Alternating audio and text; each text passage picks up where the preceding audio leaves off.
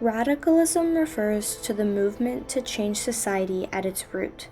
While it is popularly known as a political concept, many social causes allowed radical movements to progress throughout the 19th and 20th centuries. The overlapping of social and political systems of oppression create various levels of privilege and discrimination at the level of identity. This is referred to as intersectionality. Radicalism in the 20th century is often associated with the rise of communism and socialism. A few social categories seen in UMBC's radical literature collection that shaped this period were gender, race, religion, and age. Radicalism brought on new leadership by forever changing the role of women. Women were encouraged to share their stories and lead movements, showcasing their role in radical change as worthy and necessary. A couple of notable women in this collection are Dorothy Healey from the 1920s to 1970s and Angela Davis from the 1960s to today. Not only were women leaders with passion and courage, but they were also being recognized as equals by their male counterparts. While some women fought against sexism through a women's revolution, men discussed how they could support women as communists based on theory. The literature collection displays how significant race was to the radical movement of the 20th century.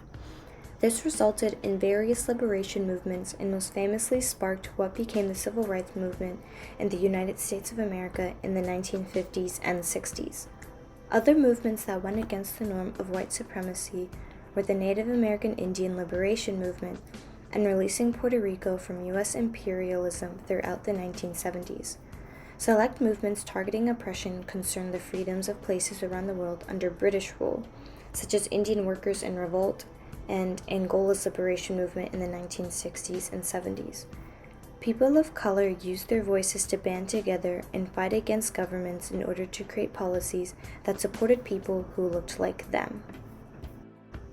With radical political and social change also came spiritual change.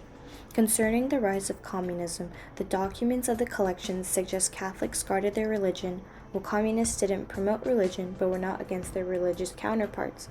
A popular communist leader, Earl Browder, sent a message to Catholics in 1938 to, quote, extend the hand of brotherly cooperation, end quote, and empathized with the working class Catholic struggle in America. This message of cooperation was not reciprocated. In a 1936 pamphlet by an unknown passionate Catholic father, he advocated to turn away all communists and communist ideals as they claimed, quote, all communists are atheists. With people feeling their religion threatened by the government, it altered how politics and spirituality became intertwined. While radicalism focused on the change of politics, people targeted younger generations in order to inspire them that an ideal free society was attainable, while others tried to ensure a promising and stable future in a society just as they were living in. The collection displays how colleges and high schools were hotspots to shape the minds of impressionable young adults and were targeted by both communists and their opponents. The former pushed the youth to use their boldness to gain freedom, end poverty and release from fascist conditions, while the latter claimed corruption and infiltration by radicalists leading to academic failure.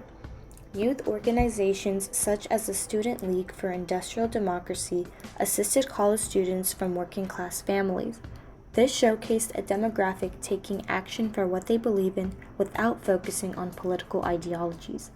Even children in communist Russia were reported by the Soviet government to be preparing for their future freely. The collection shows different ways children and young adults were exposed to a variety of social and political concepts, influencing them to care about their futures and take action for a world they want to live in. People were able to use their various identities to show how diverse their community was in order to relate that it is not justice for certain groups of people to prosper and other groups to face lawful discrimination purely because of their background. It is the experiences caused by these intersectionalities that create the levels of oppression and privilege on social and structural levels. Multiple levels of oppression called for the revamping of political and social structure that radicalism brought in the 19th and 20th centuries and is seen throughout the collection as a whole.